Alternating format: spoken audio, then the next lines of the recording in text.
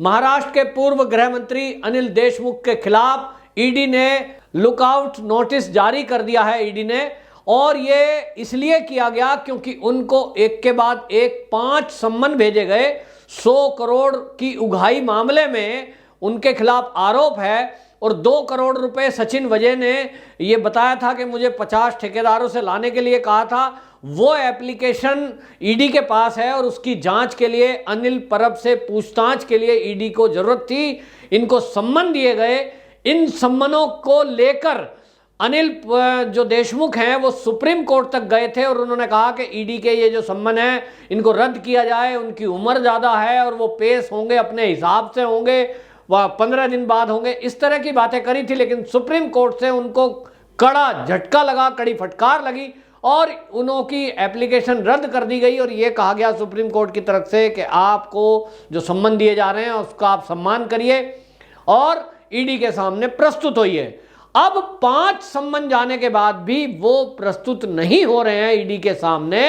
दूसरी तरफ वो हर तिगड़म भिड़ाने की कोशिश कर रहे हैं, और हद तो ये हो गई कि उनका वकील रिश्वत देने की कोशिश करता है। सीबीआई के एक अधिकारी को आईफोन 12 प्रो वो दिया गया, और उस रिश्वत में वो जो उनकी एफआईआर थी उस मूल में बदलाव करने की कोशिश की गई।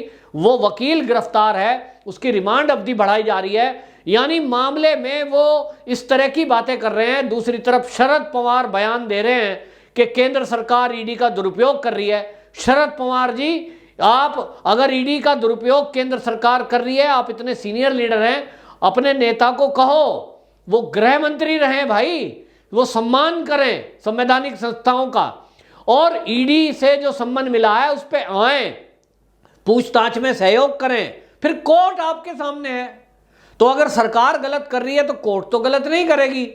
लेकिन आप सरकार के नाम पर इस तरह की बातें कर रहे हैं, जबकि महाराष्ट्र की जो सरकार है उसमें आप देखेंगे कई मंत्री घपले घोटाले में फंसे हुए हैं। यहां तक कि डिप्टी सीएम अजीत पवार, वो भी एनसीपी से हैं, वो फंसे हुए हैं। अनिल परब परिवहन मंत्री, वो फंसे हुए हैं। तो आप देखिए कि एक के बाद एक 100 करोड़ रुपए की उगाही का मामला फंसा हुआ है।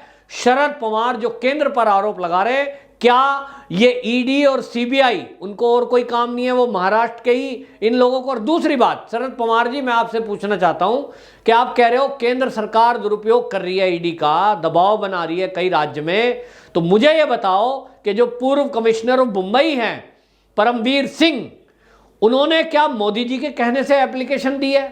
वो तो उद्धव ठाकरे सरकार में ही बनाए गए।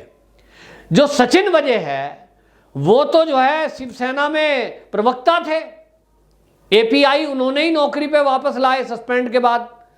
तो फिर वो मोदी जी के कहने से क्या उसने एप्लीकेशन दी है? अरे भाई, ये दोनों आदमी तो शिवसेना के खास थे।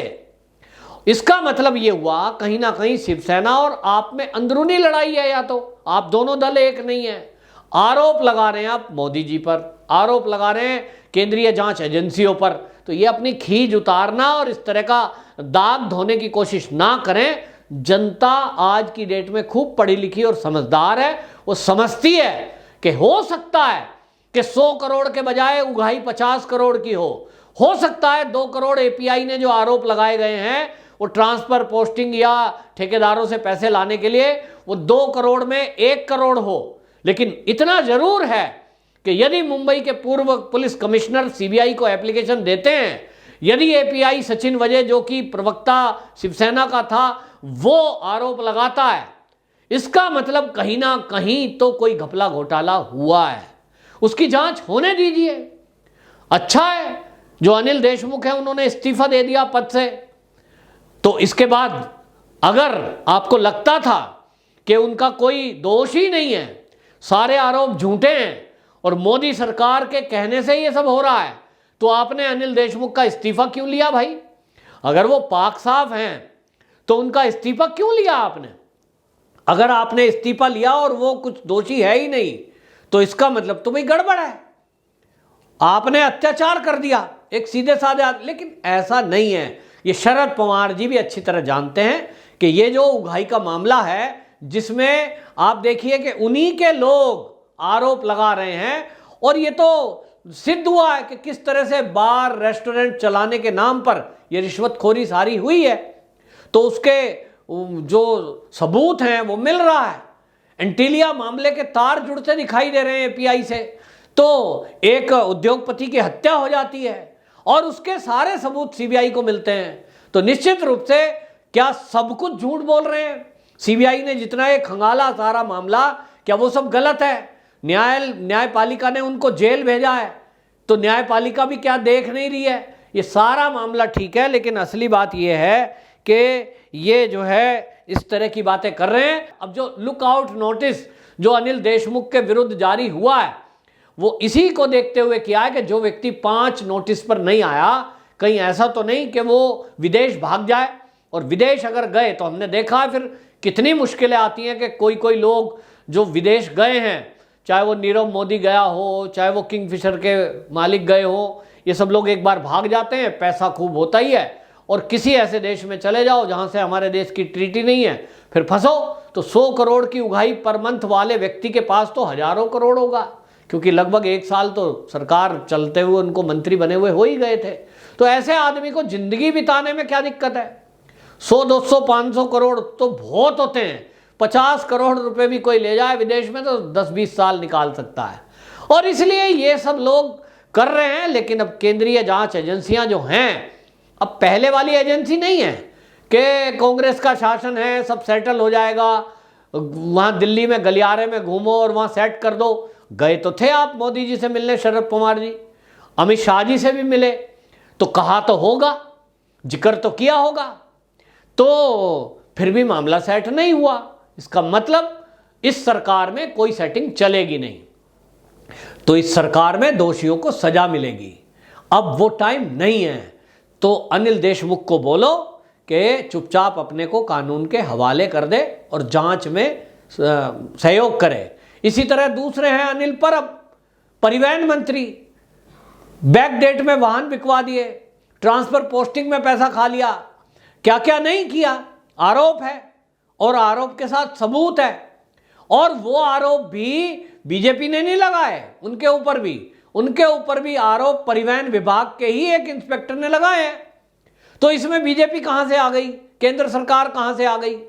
तो इसी तरह आपके नेता फंस रहे हैं। उद्धव ठाकरे सरकार गिरती हुई दिखाई दे रही है और जिस तरह के आरोप उनके ऊपर लग रहे हैं वो बड़े ही गंभीर हैं।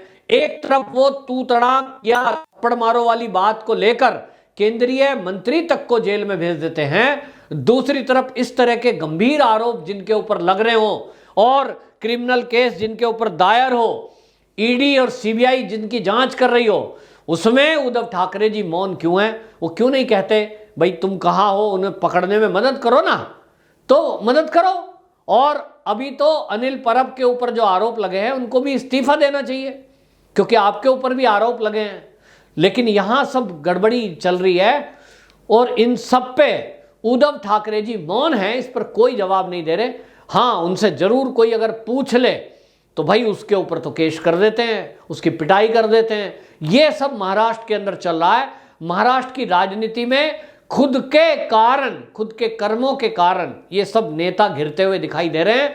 लेकिन वही है कि जब अपना मामला खराब हो, अपने घर में लड़ाई हो, पड़ोसी पे कैसे आप आरोप लगा सकते हो? तो ये शरद पवार का बयान है। शरद पवार पुराने नेता हैं, उसके बावजूद वो राजनीति खेलने से बाहर नहीं आ रहे हैं। वो कहते हैं केंद्र सरकार ईडी के द्वारा कई राज्यों में इस तरह का काम कर रही है। अरे भाई, कई राज्यों में क्या निर्दोषों के खिलाफ कोई कार्रवाई हो रही है? न्यायपालिका से अगर सम्मन जारी हो रहा है तो न्यायपालिका ने कोई तो देखा होगा ना सबूत। अगर जो लुकआउट नोटिस जारी हो रहा है तो वो कोर्ट ने कुछ देख के ही जारी किया होगा। तो इस तरह की बातें ना करके जांच एजेंसियों पर निशाना बनाना ये राजनीतिक लोग बंद करें। और इन राजनीतिक लोगों के पास एक बहाना और है, बदले की कार्रवाई। तो बदले की कार्रवाई से अगर बीजेपी करना होता, इस तरह से राज्य की, कई बार संजय राउत बोले हैं कि केंद्र हमारी सरकार को गिराना चाहता है। कौन गिराना चाहता है? सरकार गिराने के तरीके ये थोड़े ही हैं। सरकार गिराने के लिए बहुत बड़े और दूसरे तरीके हो सकते हैं। जिस तरह से कांग्रेस के टाइम में हुआ, कोई भी आर्टिफिशियल मुद्दा बना दो। आज भी ये जो गांधी खानदान है, कोई भी झूठ फैला देता है कि मोदी जी कंपनियां बेच रहे हैं, मोदी जी रेल बेच रहे हैं, मोदी जी सड़क बेच रहे हैं, और झूठ बोलकर उसको प्रसारित करा दो तो कुछ भी वोट ले लो लोगों की। लेकिन आज की डेट में आप केंद्र को कह रहे हो यदि केंद्र इन चीजों का दुरुपयोग करे, मीडिया का, फर्जी न्यूज का, फर्जी बातों का, तो महाराष्ट्र सरकार को कुछ भी बदनाम कर सकती है वो। तो महाराष्ट्र को बदनाम करने की जरूरत क्या है? महाराष्ट्र सरकार के रहते जितने घपले घोटाले खुद में निकल के आ रहे हैं, लोग कंप्लेंट कर रहे हैं। यह बात अलग है कि बीजेपी के किरीट सोमैया या देवेंद्र फडणवीस भी इस तरह की बातें निकाल के लाते हैं अंदर से कि बदले की कार्रवाई कोई नहीं कर रहा है, लेकिन बीजेपी के नेता जिन चीजों को निकाल कर ला रहे हैं, जो आरोप लगा रहे हैं, उनमें कितनी सत्यता है ये कौन बताएगा? ये न्यायपालिका तय करेगी। लेकिन उसके पहले आप बीजेपी पे आरोप लगाकर ये पल्ला झाड़ने की कोशिश करो कि हम तो पाक साहब हैं साहब, बीजेपी ही हम पे झूठे आरोप लगा रही है, तो ये बगैर न्यायपालिका में केस जाए कोई इसका फैसला नहीं कर सकता। और उसके लिए न्यायपालिका में जब जाएगा पहले जांच एजेंसियां जांच करें, उसमें सहयोग करें। तो निश्चित रूप से अनिल देशमुख तो अब घिर गए हैं, उनको अब कभी भी किसी भी पल ईडी गिरफ्तार करेगी, क्योंकि लुक आउट नोटिस जो जारी होता है उस नोटिस के बाद देश छोड़कर तो बाहर जा ही नहीं सकते, और देश के अंदर भी अब जहां हैं उनको खोज कर लाने के लिए टीमें लगी हुई हैं। और इस सारे काम में अनिल देशमुख की फजीहत हो रही है कि एक जो राज्य का गृह मंत्री रहा हो वो किस तरह से कानून का दुरुपयोग कर रहे हैं, और कानून के जानकार होने के बाद, क्योंकि गृह मंत्री थे, तो वो कानून से खिलवाड़ कर रहे हैं। अच्छा होता अगर निर्दोष है, कोई व्यक्ति निर्दोष है, उसे कोई ईडी बुला रही है, पकड़ते ही तो कहीं ऐसा नहीं है कि वो मारते हैं। भाई आप मंत्री रहे हो तो कोई मारपिटाई नहीं होगी, आपको कोई 3rd डिग्री टॉर्चर नहीं दिया जाएगा, केवल पूछताछ के लिए ऑफिस में बुला रहे हैं, जो कि एक रूटीन में होता है। बैठते हैं, आपको बताना है, बैंक खाते की डिटेल देनी है, उसके बारे में बताना है, कौन सी ट्रांजैक्शन कहाँ से आई, किसने दी, क्यों दी। इसमें भी दिक्कत है, ये समझ से बाहर है। तो इसलिए बहरहाल दिख रहा है कि कुछ भी हो, उद्धव ठाकरे सरकार की तो मुश्किलें बढ़ती दिख ही रही हैं। और जो उनका अनुमान है कि हमारी सरकार गिराने का काम केंद्र सरकार कर रही है, केंद्र का इसमें कोई रोल नहीं है। ये केवल और केवल उद्धव ठाकरे सरकार के अंदर बैठे हुए जो मंत्री और विधायक ये सब लोग हैं, इनके कारनामों के कारण। ये बात अलग है कि जनता में आक्रोश है और इनके विरुद्ध ये एक माहौल बन रहा है, और ताकि बीएमसी का जब चुनाव आएगा तो मुद्दा रहेगा भ्रष्टाचार, और उस भ्रष्टाचार के मुद्दे के कारण बीजेपी सबसे अधिक सीटों से जीतेगी बीएमसी में, और ये एनसीपी, कांग्रेस और शिवसेना, इनका सुपड़ा साफ उस चुनाव में होना है। वंदे मातरम।